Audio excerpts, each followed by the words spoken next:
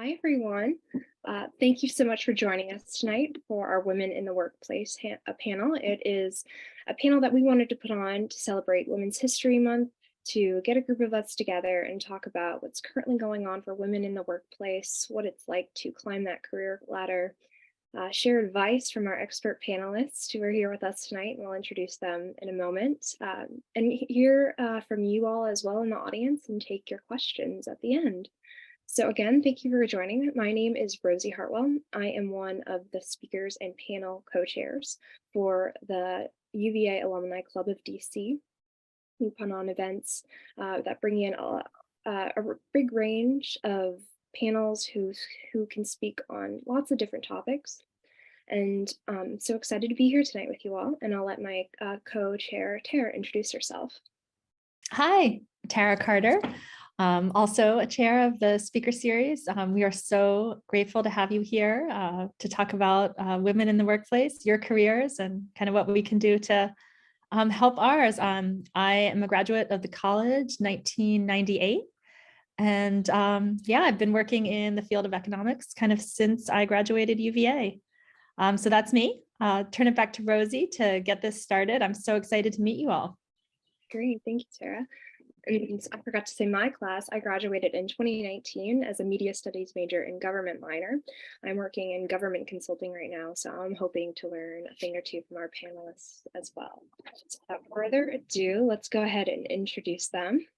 Starting off with our first panelist, Amy Briggs.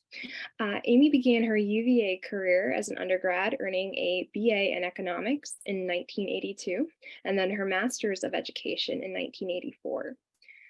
Amy started a career in career counseling, working as a director of career counseling and as director of talent acquisition for multiple groups. She's gone on to speak at national conferences and has written books and articles on the subject. Amy now owns her own career coaching business and specializes in helping women's employers. In her spare time, she also enjoys reading, crocheting, and watching hockey with her husband and her yellow lab. Thank you so much, Amy, for being here. Glad to be here. Our next panelist is Katherine Diefenbach. She is a double major in economics and foreign affairs with a specialization in leadership and the Middle East, graduating in 2008 from UVA.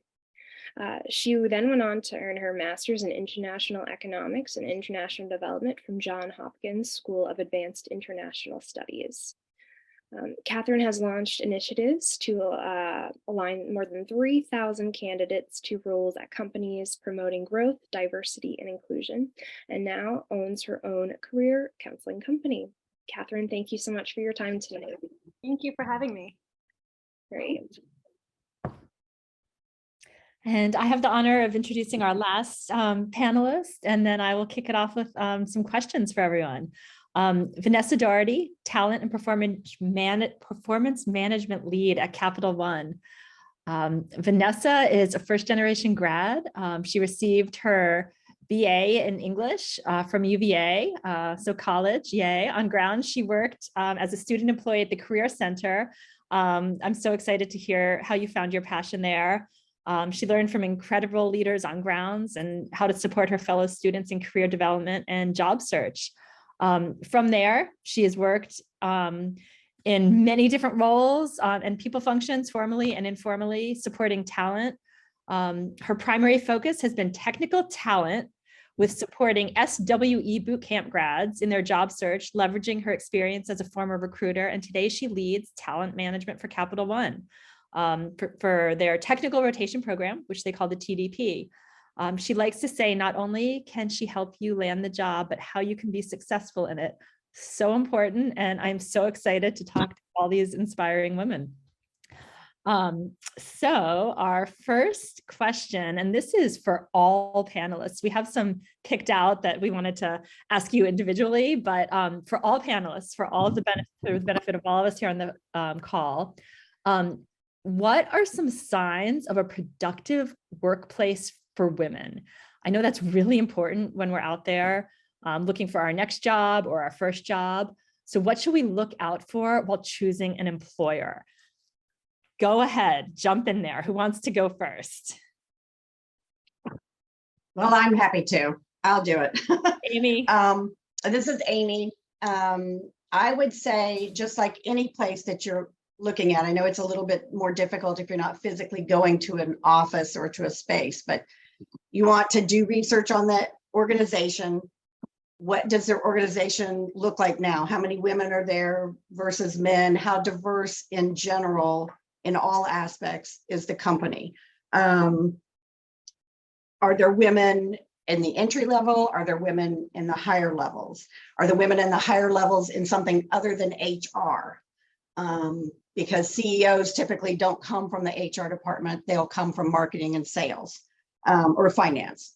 I would really tell people to look more at who's there now. You can always do research on what the company says their climate is like, their culture is like, but talking to people that actually work at the place, if you can do that through another avenue than interviewing, to really get a feel for what it's like. When people were still always going into an office to interview, I would always suggest that people look, are the doors open to people's offices, or the doors all closed? Do people walking through greet each other in the hallway?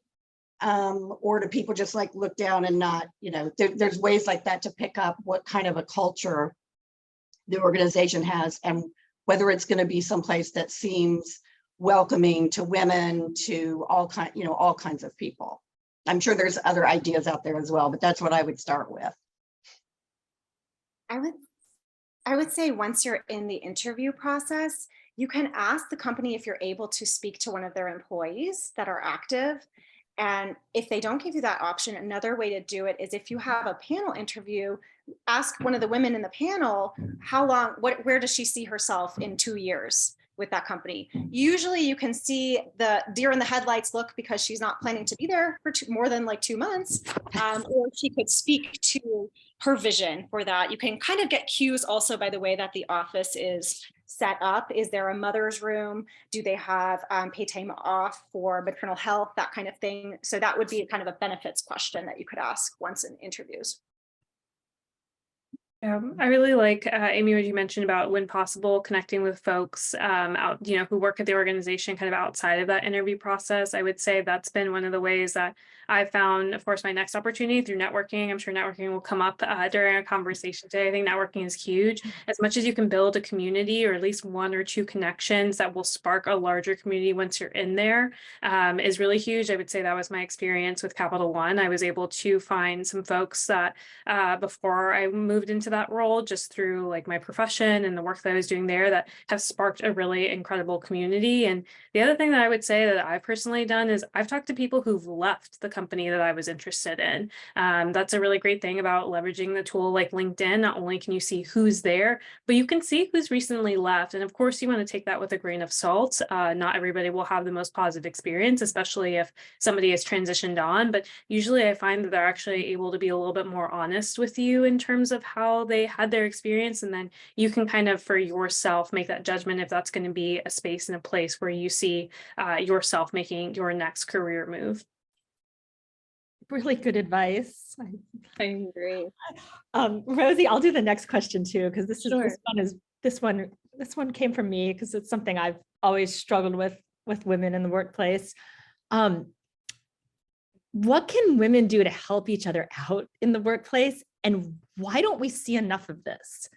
I feel like men are really good at helping each other out in the workplace, or even helping out other women. But in my professional career, women aren't always that kind to each other. And have you seen any of that in the career advice you give people? And just how do we fix that?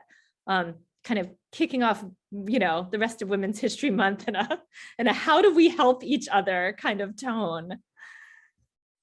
So what do you see in recruiting and career counseling? Like tell us. I've seen that a lot in the workplace personally and with clients that I've worked with. And I think one thing to keep in mind is that in the animal kingdom, usually it's the two females, the alpha and the beta female, that are the most vicious to each other. Someone told me that when I was in school, and then I noticed it in the workplace and I was like, wow, okay. So I think oftentimes just being that example, reaching out to let people know that you're not trying to take their job or you're not competing with them. Sometimes women just need to know that they can breathe. And maybe it's a matter of being the example in that workplace, or finding a culture that's cultivating an inclusive, supportive environment, which they are definitely starting to these days. Well, I would say in my years that yes, when I saw this question, I thought, oh, if I just had the answer to that second part, I could just retire. This has been something that has just baffled me forever, because I did talk to someone, this was a number of years ago, but there was someone who was very high up in this corporation, and she was not helpful of the younger women at all. I mean, she was openly not helpful. And I talked to her at one point about it because I just was young and annoying, and I was just like, what the heck? And she basically just said that she had to give up so much in her life. She had given up having kids. She had given up, having a personal life. She had given up so much to reach this very high level in this place where there were very few women.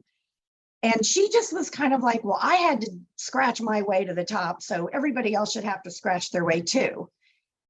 And at the time I thought, wow, at least she was honest. She was honest about it.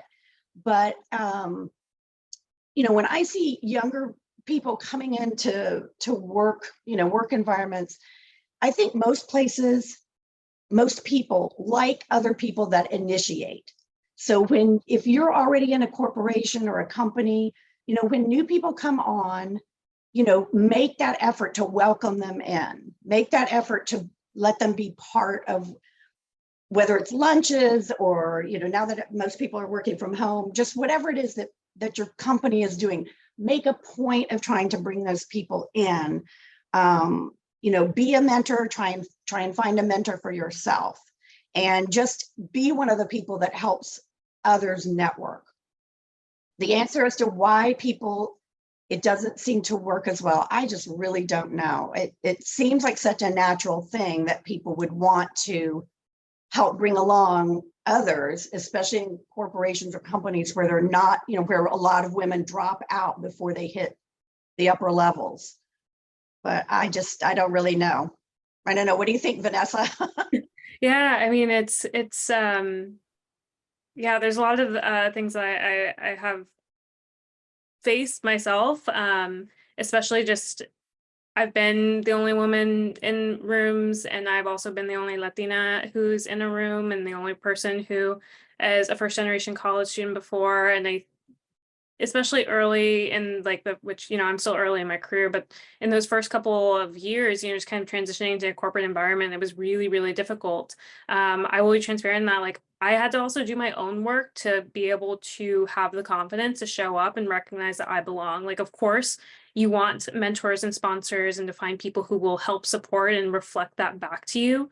I would say a lot of the work that I did internally for myself to be like, no, I belong here. My perspective is really valued. I have something to offer regardless of my age or my years of experience. I've been doing the work and investing in myself. So I have the confidence to show up in those spaces. So I think that's the first thing that I would recommend is really take a look back. And, of course, again, having mentors and people who can reflect that back to you is huge and so supportive, but you will never feel truly comfortable until you yourself can believe that you are there. And it's not oh, check the box, now I fully believe that I'm here. No, it's going to be a continuous effort and battle. And depending on the scenario and the situation that you lean into, I mean, it's going to be huge. But I constantly have to remind myself that acceptance really comes from myself first. And there are going to be people, who don't like that you're there, who don't want you to be there, who feel like you're encroaching on their lane, all of that. And again, that's kind of on an on them thing. I think back to some of my early days, when I was first networking and kind of figuring things out. I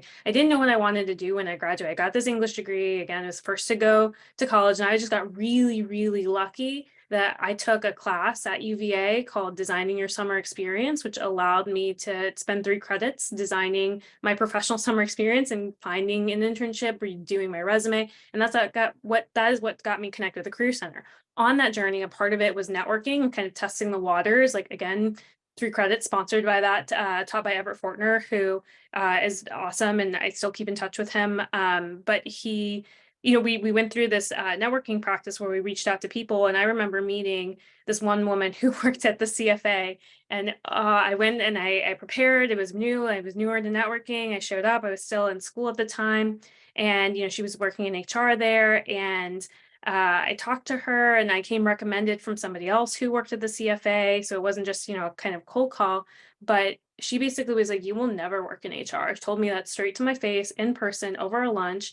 You will never work in HR. You need to have an MBA. You don't have the business aptitude. Like, what are you interested in? Comp benefits, this, like, she just like really went in on me. And like, I remember just crying my eyes out leaving that conversation. And, it really hurt in that moment. I look back on it all the time, and I tell people, like, you have to have the courage to move forward in that anyway, even though it's really, really hard. And I think about it all the time now, where it's like, I was rejected from Capital One's HR rotational program when I graduated from school, and yet I'm still here. And I've talked to a woman before who told me straight to my face, when I'm brand new, like, don't know anything, like, it's very clear that I don't know what I was doing at that point, who told me I would never work in HR, and yet I'm here. So I've done a lot of work internally to know that I belong in the spaces I am, and I really encourage other people to do that as well, because I truly believe that you can do that. I see lots of clapping and lots of people on mute giving you thumbs up. So yeah, inspiring and true. So yeah, thinking about like what comes from within is what I heard a lot about what you just said too. What comes from within also like helps you battle like what you're up against out there. Yes. Thank you all so much for sharing those personal stories. Thank you. So another part of this event tonight, what we wanted to do is we want to make sure we ask questions that met all stages of career experience, from new joiners to the higher experience level. So if we can take it to sort of more of the beginning stages for this next question. Katherine, I want to go to you, and I want to hear about the mistakes you've seen on resumes after going through, I'm sure, as many as you have. What mistakes stand out to you the most? Maybe what are trends that you see going on with the resumes right now? And if you could share an example with us on your resume. Sometimes a lot of women, we have gaps on our resumes, whether that be to raising kids or taking care of elderly family members, or we're seeing a lot of career hopping, going from jobs to jobs in a short amount of time. So maybe if you could show us an example of a resume and how we can explain that to employers when we reach the interview stages. Sure. So I've looked at thousands and thousands of resumes. And at this point, it's very intuitive. When I look at a resume, I can see right away what the issue is. Usually for my early professionals, their resumes are not getting through the applicant tracking systems. So with the onset of machine learning and data algorithms that have become so common the last 3 to 5 years, companies are using scanning machines. So about 70% of resumes are not getting through them. And there's no industry standard. So different companies have different systems that they're using. So we want to have a couple of ATS, or applicant tracking system, sections. These would be keywords that are relevant to the job that you're targeting. So targeted resumes are much more effective at gaining interview traction. We want our resume to mirror the language in that job position instead of just a generic, oh, LinkedIn says easy apply, so I'm going to apply to 100 this weekend. We want to have a really tailored resume. The cringiest resumes that I see, and I do cringe, are the ones with photos on them. And these could be gorgeous, modeling photos, right? Yeah, I saw Amy cringing over there. So we don't want photos on the resume unless we're literally applying to a talent agency. Photos have a tendency to bring up unconscious bias. Someone in HR, they might not even know it, but they could be like, you know, that person kind of reminds me of someone who beat me up in second grade, right? So pass. Usually the photos are not so flattering. I mean, if we have a professional photo, we want it on the LinkedIn page, not on the resume. So that is the biggest mistake that I see, is any resume that has a photo on it. Another one is not having a header. So you want to have some kind of target that you're aiming at. And if you create your own header on your resume that says, you know, program associate or something simple like that, that gives the HR or recruiter or talent acquisition specialist an idea that you're a great fit for that position that you're applying to, as long as it's relevant. The biggest issue these days is not so much the gap in employment. These are for kind of more early to mid or mid to senior professionals. The pandemic really changed things with that, because the pandemic affected everybody, including HR, including talent acquisition. They understand if you had a gap during the last couple of years. You know, a lot of people had to turn their lives upside down for childcare or for to take care of parents or family members, and so billions of people lost their jobs. Usually in the recruiting section, I haven't seen much pushback on that the last couple of years. Another trend to minimize the gap would be to use the years of employment instead of month-year format. So I'm going to share my screen and see if we can, oh, where did this go? Okay, let me try and pull this up another way. Can you guys see my screen? Yes. Okay. So here's an example of a resume. I've taken off the personal information, but just at a glance, it's very hoppy. We have about 7 positions within a 2-year period.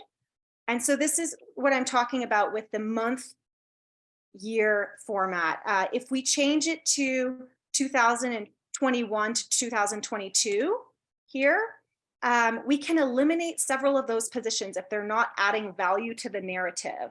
So that would take out several of these, right? We're down to, that takes out 4 job hoppinesses. And it gives sort of a sense of a dedication, that you're not a flight risk to the organization. And people, that's what I've been noticing, instead of focusing on the gaps in employment, is recruiters get very concerned when they see tons of positions within a short amount of time. So that's one way to minimize that. And was there another question that I did not answer? No, that was great. I think you hit all 3. No, that was a lot. Thank you for taking the time sharing that. Yeah, no, that's a good point. The pandemic probably has made employers and recruiting agencies a little bit more lax on the gaps because of everything that happened. So I guess that the new thing is the hoppiness. So that's very good to know for people looking for jobs right now to change that formatting. So thank you. I can go ahead and turn it now to Vanesa for our next question. When we're in the interview room in HR, what kind of tips can you give on standing out in an interview or making the most of maybe a short time frame that you have in an interview? Yeah, absolutely. So just to share a little bit more about my background, like I was a former technical recruiter for entry-level folks. And then when the pandemic hit, I actually transitioned and started covering a lot of different roles because they were looking to limit our entry-level technical hiring. And so really had to become agile and start looking at a lot of roles, both in the experience space and technical and even beyond that. So I've also had the opportunity to do a lot of first-round phone screens. And that first impression really is huge. And it's going to sound really simplistic, but don't underestimate like what good research and coming prepared can actually do when you show up to the interview, because I'm going to tell you, more often than not, I had conversations with people who did not know which position they were really even interviewing for or talking to me about. I would know it by heart because everybody would say it when I asked them, what made you interested in this company or anything like that. They would just kind of give me the quick Google snippet, that the, 2-sentence blurb that pulls up when you Google the company from Wikipedia. I mean, it would happen all the time. And so I knew what that direct quote was, was meant, and it could tell, it basically showed me that they did not do their research. One of the cheat sheets that I like to do, when studying for a company, or if you have an interview, and if this is a public company, I highly recommend, even though it's very dry, looking up a company's 10K filing, because their 10K filing is basically a text, and somebody could correct me on this, but it's a document that they have to submit to the SEC to basically say what the company has done and where is the company going. It will give you all the verbatims and blurbs of all the cool things that they're doing and working on, all of the history of their financials and what success they have or have not had in the previous year or an upcoming year. So I think that is a really awesome document to be able to reference and kind of look through for, again, any public company. If you're like, Vanessa, where do I even start with looking and researching a company? So that would be the 10K filing for a company. And it's, again, a public document. They have to do it every single year. And it's really, really up to date on that. The other thing that I would mention in terms of just making a good impression, and it can be hard, is really, really ground down in the question that the interviewer is asking. They're asking you one question, and I know it can be tricky in real time with all the nerves to kind of process what competency they're really testing you for in the background, but there's the question, and then there's the question behind the question. The example, especially for early career professionals, I always would say that I would ask is, I would ask early career professionals, hey, can you tell me about a time that you worked on a team, right? Not necessarily anything too specific or anything like that. And a lot of people, especially, up and coming professionals, would be like, well, here's a time I led a team, right? And they would talk about all the ways that they took initiative. They would talk about all the things that they were able to achieve because they took initiative. But what they didn't do was answer my question of talking about a time that they worked on a team, and really emphasize that competency that I was asking for, which was teamwork. Especially as an early career professional, as much as I would like for it to be different, there's not going to be a lot of opportunities in those first couple of years to directly be leading initiatives, right? To be that leader in the group. And so when I would hear them talk about, hey, this is how I became a leader, this is how I drove things, all that, I'd be like, do I know, and have I been able to learn from your experience that you'll be able to be a part of a team and contribute to somebody else's vision, especially in these early career stages? Of course, I fully believe and own that there are opportunities as somebody who is at a lower level on the kind of corporate hierarchy to be able to show up as a leader, but especially in those first couple of years, you have to be able to also be a good follower and a good contributor, and then those additional opportunities would come. So kind of two-folded there. One, do your research. The 10K filing is there. You can just Google it. It's a public document, has a lot of the snippets. And then two is to lean in and make sure that you're really looking and grounding and listening and grounding down the competency that somebody is asking for in an interview. And if you don't get it right, that's okay. It might not be the opportunity for you. Right, no, good to know. So 10K and the question behind the question. Good. Great. Thank you, Vanessa. And Tara, I'm going to turn it back over to you for the next question. Sure. And let's see, am I on to the first Amy question? Is that where we are? Mm-hmm. All right. So Amy, back at you. What is your advice for clients who want to stay at their current job, but don't find themselves advancing? Well, this is the first thing I would say to somebody is you want to find out, if you want to advance, then you need to know what it is that you're aiming for. Are you looking at the next move up? Are you looking also at down the road? Like, do you want to be the CEO? Do you want to be head of such and such? You need to know what you want, where you're headed. I would have people once you have that sense of where you wanted to go, what advancement you would like to have, then you need to look at who's in those positions, what kind of background do they have, do they have leadership roles, do they have different degrees, just what do you need for that type of position, the next step up. hopefully you have a boss that you can let know that you're interested in advancement. And everybody has to read that, because sometimes people don't want their really good assistant to move up, but hopefully they do. And, looking for opportunities where you can get additional training. Maybe you can work, volunteer or offer your services to help work with another department or a different higher up person, so that they can see what you're like and how you work. One of the things that I think a lot of women in particular are not great at is sort of tooting their own horn, so to speak. You need to let people know that you're interested in advancement. You need to let them see what you do that you're good at, how you could help either your current boss or people as you move up. And I think that women in particular have a harder time of doing that than a lot of men do. And of course, we all can think of all the reasons why that is true. But I think that's what you need to do. And I'm going to go back to what I think Vanessa said earlier. Every question that's being asked and answered tonight, and nearly every single one of them, networking is going to be an critical part. And I have so many clients that are in the 20-something age range right now, and they hate that word.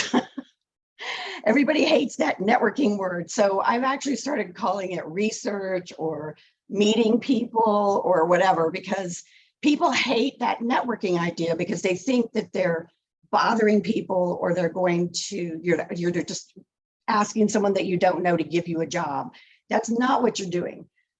From the day you start, well, even in school, from the day you start work, you should be actively developing your network of people.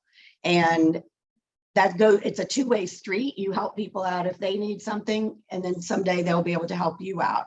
But learning to network, growing your network within your company with people who do what you do in other companies, whether it's through professional associations or alumni clubs or whatever it might be, that whole notion of networking, because then people get to know you, people get to know what you do that you do well, and what your plan is, what you're thinking about. There's various statistics on it, but at least 70% of all people when they're getting a new job, and I think that's low, but that's what I recently read, get their jobs through networking. And that's the same thing when you're talking about advancing within a company, or it's finding something in a new area. And so whatever you have to call it to make you feel okay doing it, developing your network and growing it on a regular basis as something you do all the time is probably the most important advice that I could give someone. Amy, that's really great. And networking is kind of a scary word, I have to say. Yes. You're rolling your eyes and saying, "Oh, I'll call no. But it is a little bit of a scary word. And I definitely I have been there, wanting to reach out for coffee for someone in a related field or something like that. And I think an extra challenge sometimes we have in the workplace now with sexual harassment and things like that, and other, very serious issues, is who do you approach, or who do you let approach you? And what does that mean if you ask someone out for coffee a couple times? I feel like networking has become a little bit more challenging in the past couple of years because of that. And again, I'm feeling like sometimes women in the workplace are on the wrong side of that club. So this is a follow-up question, if that's allowed. Sure. How do you make networking not awkward and not scary, and that and make that connection without feeling like you're asking someone out on a date, or like, gosh, what if they thought that, or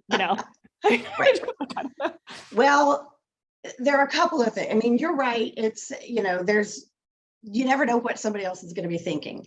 The most important part about the networking is don't just do it when you're job hunting, because that's what most people do. And that's part of the reason they feel awkward, because they, they're really looking for help, whether it's an actual job or connections or whatever. So if you do it more as part of what you do, developing yourself as a professional, it will be, you won't always be doing that when you're just looking for a job, because that does make it more awkward.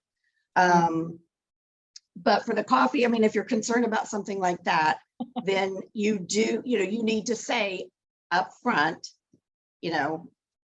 what it is that you're asking, in terms of, I'm doing research, or I'm looking into, or I'm investigating, whether it's a new career or a new job title or a new company.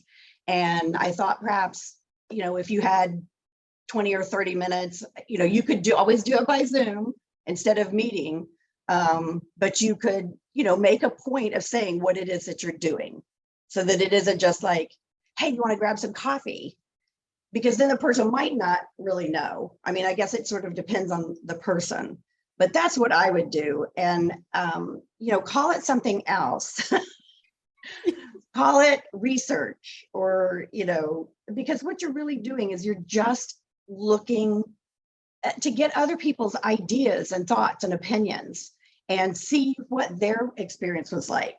You wouldn't want to take a job somewhere or change careers or whatever by talking to just one person who did something. You're going to want to talk to more than one person, so that you can see, are the stories kind of the same? Do people have the same kind of experiences? Because we wouldn't all. You could look at people and say, well, there's a zillion people that are career coaches, but if you really look at what kind of experience a person has, or training, or how, whatever it is, some people are, more focused on one thing, the other people are focused on something else. And, you would want to talk to a number of people before you decided, oh, I'm going to be a career coach, because the person you talk to, you might think, oh, I don't want to do that, but that might not be what everyone does. I don't know. Do other people have ideas? I mean, I'm older, so I don't have as much a sense of, that somebody's going to think I'm trying to pick them up if I was going to say the same thing, Amy. So yeah, I mean, this is such an important question. Katherine or Vanesa, do either of you want to weigh in on this topic? And maybe I can key you up for the next topic as well, which was to Vanesa. But again, all thoughts welcome. The next one was, how do you find the best suited mentors and sponsors at work, which is kind of related to this. But yeah, chime in on this networking mystery as well, please. I think with networking, one way to take away that scary component is just to start doing it more frequently, just like Amy was saying. Even on LinkedIn, right? We don't have to be social influencers to have a great LinkedIn page. We can just reach out to build the network. And what I've been advocating clients to do is do informational interviews.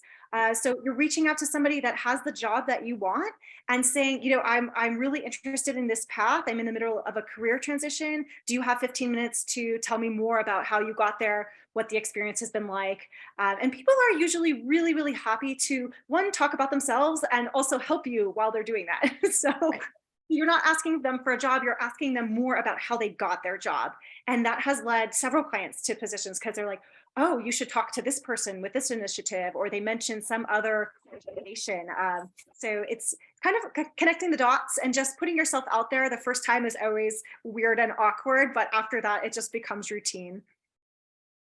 I would definitely agree with that. I always like to say being clear is kind. So as much as you can share and say what you're looking for, people will then be able to know how to help you. Because if you're just like, hey, I would love to learn more about your career. Can I get, 20 minutes? Like 20 minutes sometimes can be a long time. So Katherine, I love your suggestion of like, maybe it's just 15 minutes, right? Just to kind of get started. It's just a phone call, right? It doesn't have to go out for coffee or anything like that. I will say, again, as somebody who is newer into the career space, like being virtual at first was a little nerve-wracking because it's like, wow, like this is total, like I was working for 2 years and then the pandemic hit, and then now the majority at this point in my career has been done virtually and online. And I've actually found a lot of empowerment to be able to show up virtually kind of in my protective safe space by able, and then being able to message people and just kind of shooting my shot, especially LinkedIn's been a great tool for me personally. I filter in through, UVA alumni always. And I always like to say, hey,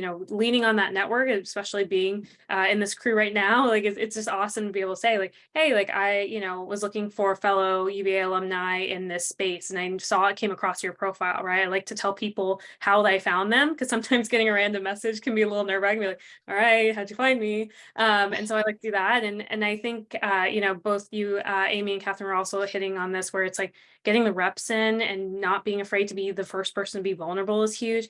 I sent, and this is probably like my most successful one, but I've sent LinkedIn messages, outreaches for networking purposes before where the title was literally like, I want to be like you. And then I just told them all the reasons why I wanted to be like them. And it worked. I mean, I have had some really incredibly, wonderful people who have actually responded to that, which is so cool. And I mean, it's genuine, right? I don't just send that out to anybody. It's generally people who I can see and admire their career path, see some sort of a kinship, find some sort of foundational thing. And again, the UVA one, huge hit. I don't know a fellow who would not want to connect with another. So that's what I would say. And it's really worked out. I want to be like you as my new subject line for a bunch of stuff then. It really works. Good to know it does. So if I can change gears a little bit and talk about kind of the current job market. One is I either see in the headlines, it's all about layoffs from major companies, Amazon, Meta, consulting companies. I've seen a lot from my work in the industry. So two questions in this. Katherine, we can start with you. What industries do you see evolving the most? Because another storyline I see in the news media all the time is AI becoming a huge component in impacting maybe a lot of jobs and even causing those layoffs. And so if you could talk about the changes you're seeing and what are the most, or what careers are most rapidly changing. And then maybe Vanesa, if you want to chime in on the HR factor, what happens when you get laid off? What should be your first step in trying to move forward after something like that? Yeah, great question. So tech has been on the leading edge of the industry's growing for quite a while, and in my personal opinion, it's still there. Tech is constantly on the leading edge of innovation, so it's usually growing, especially since the pandemic. It's been exploding, and then we had this crash recently. However, all my tech clients are still finding jobs. So I think that industry is used to innovating itself and figuring out, different ways to do things. So I think sort of the innate nature of tech has helped it stay at the forefront. AI and machine learning definitely have become huge, and there's a positive and a negative to that. I tried out one of their chat GPT test thingies, and I had the weirdest conversation with this bot. So I was just like, what is this? So I'm staying away from AI, but they are using it for things like interviewing. So sometimes people are being video filmed, and it's an AI thing reading them. They're not talking to a person. So they have figured out how to, capture the micro expressions of someone's face or the intonation of their voice, which can be very bizarre for an interview experience. But that's kind of that next level of interviewing that I think will be more frequently in the future. I always remember when I was at UVA, there was the people at my orientation told me that nursing was going to be a big boom. So in 2008, I wasn't really into the sciences, but I kept thinking like, well, maybe I should go into nursing. Ultimately, yes, there was a huge shortage recently, and people are making thousands and thousands of dollars a week, and they're entry level. I think what's most important is, regardless of what industry is booming at the moment, really finding something that speaks to you. Because it's very important to love what you do. And it's not a pipe dream anymore to actually enjoy your job and to make a good living and to have life balance. And people are, rocketing off to outer space on the weekends. So to have a job that we like is no longer a pipe dream. So I really encourage people to, even if your industry is not on the leading edge of growth, if you are passionate about it, there's a space for you there. There's a reason why you're passionate about it. Thank you. And, yeah, and Vanessa, if you want to go ahead and chime on that second part of what unfortunately a lot of people are facing right now is layoffs. So what should your first steps be after that? Yeah, it's a really difficult thing. And I know for me personally, I love LinkedIn, and it is really hard sometimes to come on and kind of do my own doom scrolling of seeing all the different folks. I actually just had a former software engineer who, when I managed an internship program, was an intern and part of the program, and he was at Microsoft, and he messaged me because he's like, "Hey, I just got laid off, and I thought of you to reach out to see, if there's any opportunities, a Capital One kind of thing." And so it's very real, and I think there's so many, especially for folks who, went to UVA, have been successful. There's this feeling of like, oh, I got to jump back into it. I got to hit the hit the gas, like move on, move forward. But I would say the biggest thing is, again, to take care of yourself. And if you have the space and time, and I also want to acknowledge, like, not everybody does have the financial safety net to take the space and the time to do so, but as much as possible and in different ways, take care of yourself. Because one of the reasons why I'm so passionate and energized by this work is, yes, when we talk about professional development, it's like, usually this kind of stuffy, like we're eating hors d'oeuvres, networking together, right? Kind of thing. But the reason why this work is so interesting to me is because the professional is so inherently intertwined with the personal. I mean, so much of value, so much of who we are, so much of the network and the company we keep come from work, and more so as it evolves. So step one would be to take care of yourself and take stock of what you need, because if you are not in a great headspace, you're not going to show up well in the interview, and that's not going to help you overall. And so take care of yourself. And then again, don't be afraid. I know we're talking a little bit about networking here. There's a lot of wonderful people who are out there willing to help. And so if you yourself, for example, are not ready to make a post on LinkedIn saying like, hey, I got laid off, or hey, I'm looking for my next opportunity, check in the comments of your peers who may have also potentially been laid off, and see that there are people who are willing to help, and know that you can also capitalize on those connections, even though the offer wasn't directly made out to you. Again, it's an avenue of people who are already slightly open to providing assistance and support in this time. And so take care of yourself. And then if you are not somebody who's willing to jump in on it and make your own post, which I recommend, I think it's a great avenue to be able to share that news, feel free to kind of connect with the people who are already offering help in those comments. Wonderful. No, that's a good strategy. I haven't thought of that before. You never know who could be in there, or who that could lead to. So that's a great point. So I'm going to ask Amy one last question to you. And while I do that, if anyone has any questions or comments, you want to put that in the chat, and we'll use the remaining minutes to answer some audience questions if you guys have any.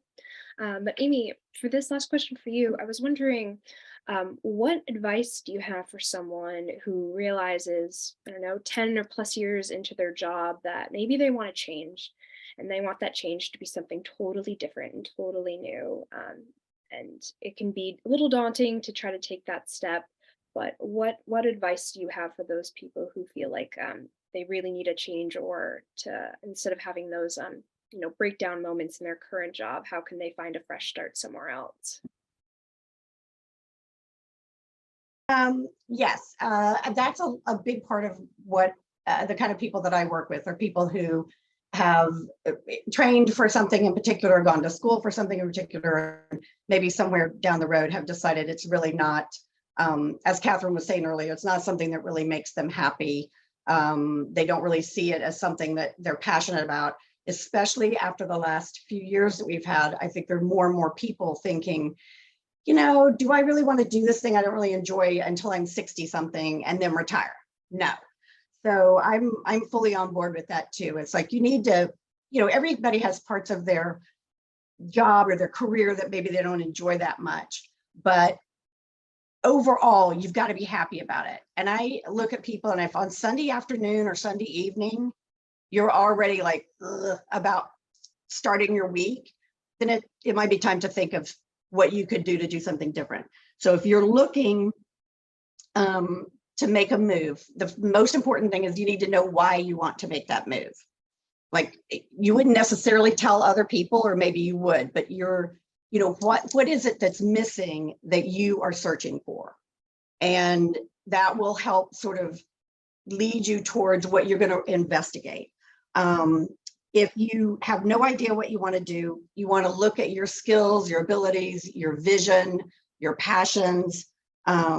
You want to freely think about careers that sound interesting to you, or whether it's somebody you know, somebody you've read about, just things that are interesting to you without judgment. And by that, I mean, without saying, oh, but I don't have the right degree, or I don't have this, or just what sounds interesting.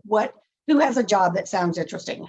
Who have you read about that you think, oh, that would be a cool thing to do? And then start looking, say, do I see themes? Do I see myself in a certain kind of place? You know, are you outdoors? Are you indoors? Are you working with people? Are you doing something on your own? Like, what is it that you're looking for? What is it that's missing? And then, of course, networking, informational interviews, talking with people who do different things to see, oh, is what I think this might be like what it would be like?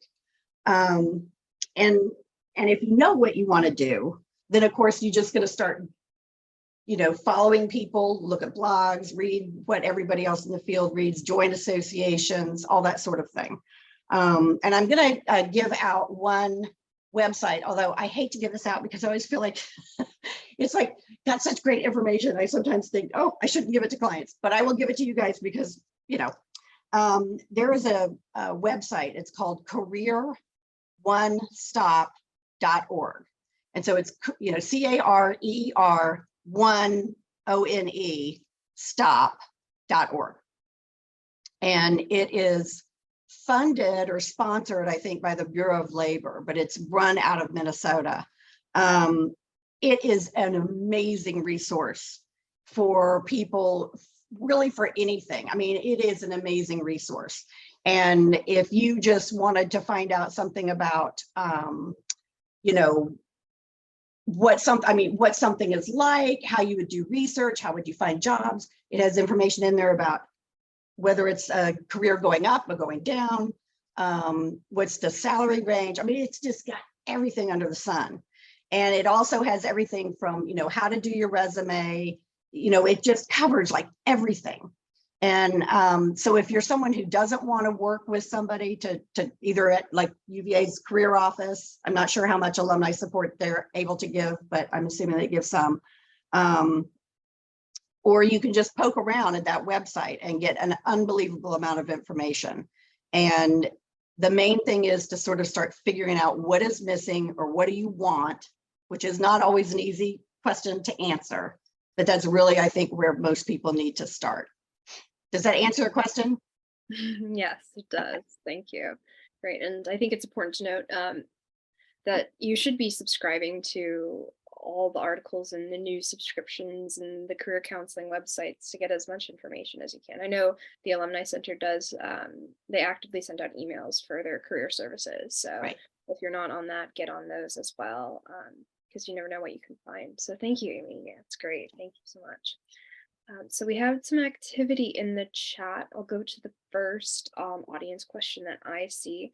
So jumping back to that AI discussion we talked, Sunita asked that it might be a little bit intrusive from a privacy standpoint going into these interviews with AI chatbots, and they may not be the most comfortable situation. So are you allowed to decline an interview with something like this, a video AI, and request maybe an in-person or phone call interview? Is that something normal that you see? So I haven't seen that. Generally at this point, because it's sort of at the early phases of the AI interviews, they're really used in the form of pre-recordings. So people will record themselves online and answer questions, and that will be kind of like the first screening for that company. It's usually for larger enterprise companies or organizations where you have hundreds and hundreds of applicants for the same position. So it's their way of sort of screening through. I think my suggestion would be, if that is the start of your interview process and you're not comfortable, I would suggest just withdrawing your candidacy and finding a different company culture that is a better fit. Because if that's the beginning of the process, who knows what the rest of it will be like. It's sort of, very telling of where that company is at. And it's all about finding an ecosystem that is a fantastic fit where you can thrive in. Wonderful, thank you. Good to note. yes, they're probably not as very active yet as we think they are, but hopefully we will have time to prepare before they are. And then Katie in the chat, and Vanessa, you spoke to this in the chat, but maybe you could speak to everyone online and the audience here. Katie says that she is a cancer survivor and she's in remission. Thank you for sharing that with us, Katie. And she wants to know the best way to discuss this illness if it ever comes up in the interview process.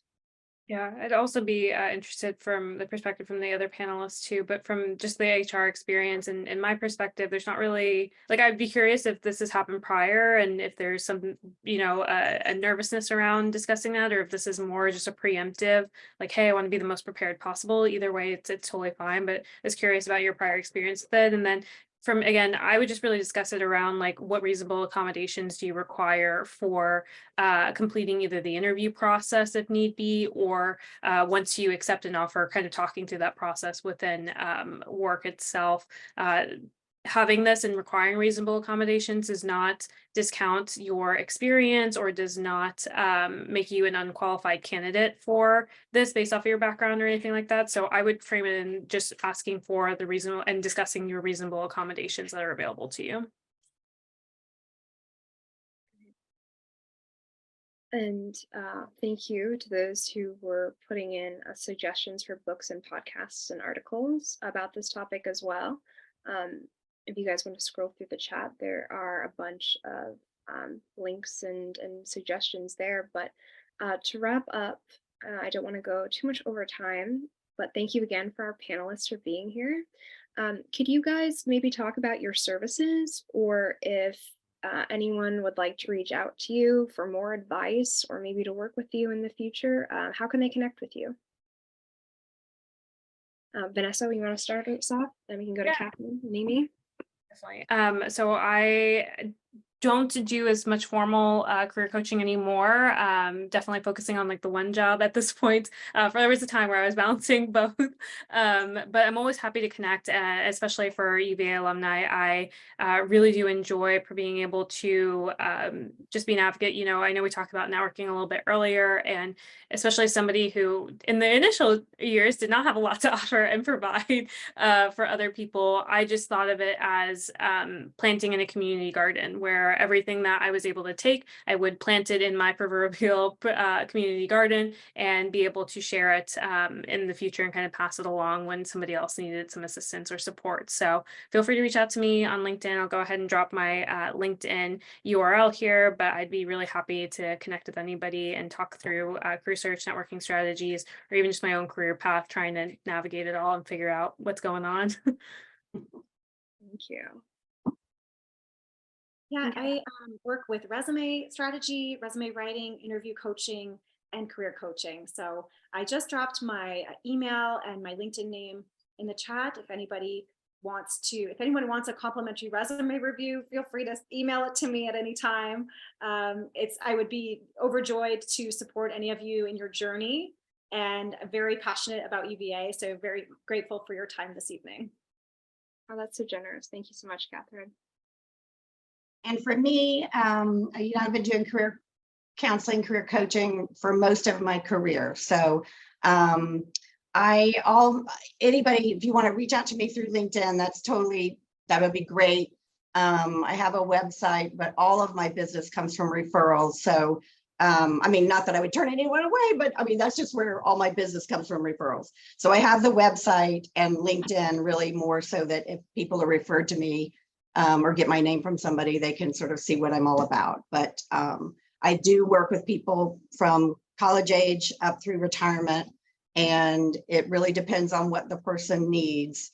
I usually talk with people for 15 to 30 minutes, free of charge, just to sort of get a feel for what they need, see if we're a good fit, see if it's, you know, if I can think I can help them, and then go from there. But I've really enjoyed this. I haven't had a chance to connect so much with UVA people in a while, except with, I was on resident staff when I was there at UVA, both undergrad and grad school.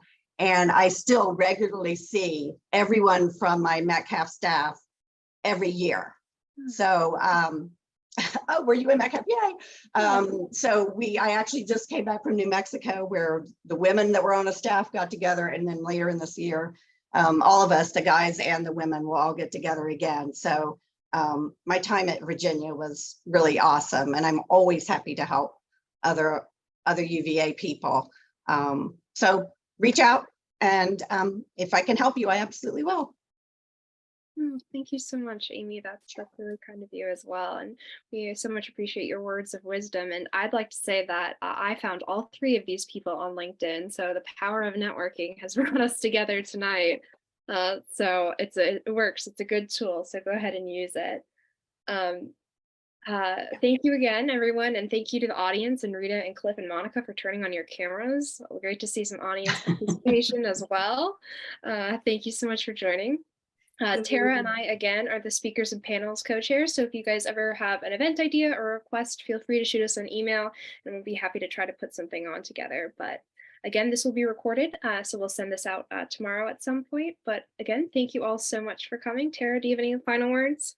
Oh, I'm just inspired. It was so nice to meet all of you. I'm going to go think about how to advance in my career, plan a new path. Hopefully my boss isn't one of the I'll talk to you all soon. All right. Great to see you all. Thanks so much. Good night.